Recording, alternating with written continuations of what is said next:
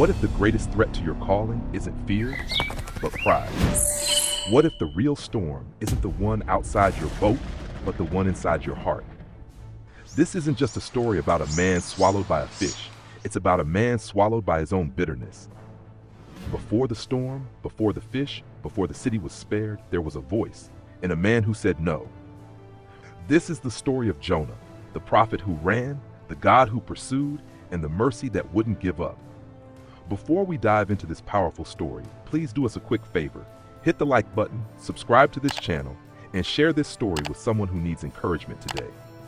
Now that you've done that, let's begin the story of Jonah the prophet who ran from God. And what happened next? The story begins not in thunder, not in fire, but in a whisper from heaven.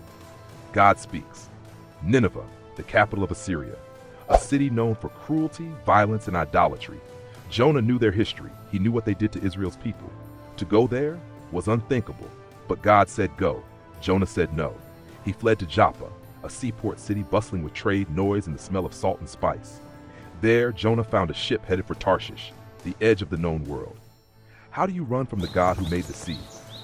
Jonah, exhausted from defiance, paid the fare and sank into the belly of the ship. Maybe, just maybe, if he ran far enough, God would forget. But heaven never forgets. As Jonah slept below deck, the sky turned steel gray. The waves grew teeth, and God hurled a storm upon the sea. Seasoned sailors, hardened by storms, panicked. They cried to their God. They tossed cargo overboard. They wept, pleaded, and prepared to die. Where was Jonah? Below deck, sleeping.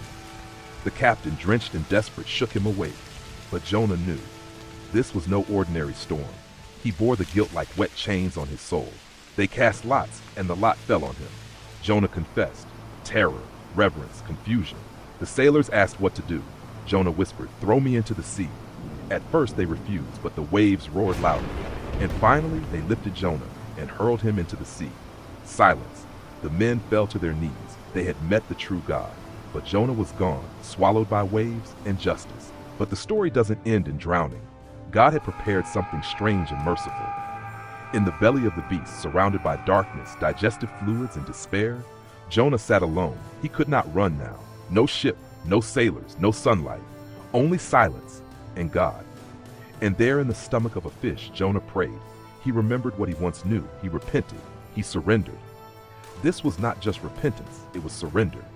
And then the fish obeyed what the prophet had not. It released him. Jonah, soaked and humbled, lay on dry land, alive. Jonah stood on the shore, soaked in salt, seaweed, and mercy, and then came the same voice again. This time Jonah arose, not in rebellion, but in reluctant obedience. He entered Nineveh, a city of walls, towers, and people, and he preached a simple message, no miracles, no signs, and yet the people heard. The city paused, the word spread. When the king heard, he stood, tore off his royal robes, covered himself in sackcloth, and issued a decree. What prophet in Israel had seen a nation turn so quickly? And God relented. A city was saved. Heaven rejoiced. But Jonah, he sulked. "I knew you would do this. You're gracious, merciful, slow to anger. I'd rather die." It's one thing to know God's heart. It's another to share it. Is it right for you to be angry? Jonah gave no answer. Instead, he left the city, built a shelter, and watched, still hoping for fire. As Jonah sat beneath the scorching sun, God gave him shade. A plant, grown overnight, comforted his anger. Jonah was grateful, not for mercy, but for comfort. Then God sent a worm. The plant died. Then came scorching wind, blistering sun, and Jonah was angry again. "It is better for me to die than to live." God asked again, "Is it right for you to be angry about the plant?" "Yes," angry enough to die. Then God delivered the final lesson. "You pity the plant which you didn't create, and yet should I not pity Nineveh, a city of 120,000 people who cannot tell their right hand from their left?" God's heart was on the people, on the children, on the animals, on the lost. But Jonah couldn't see past his prejudice. The book ends without Jonah's reply. It leaves us with questions. Would you rather see your enemies burn than be saved? Would you rather die in comfort than live with compassion? Jonah ran from a city, but the real journey was into his own heart. Sometimes God sends storms, not to destroy us, but to save us.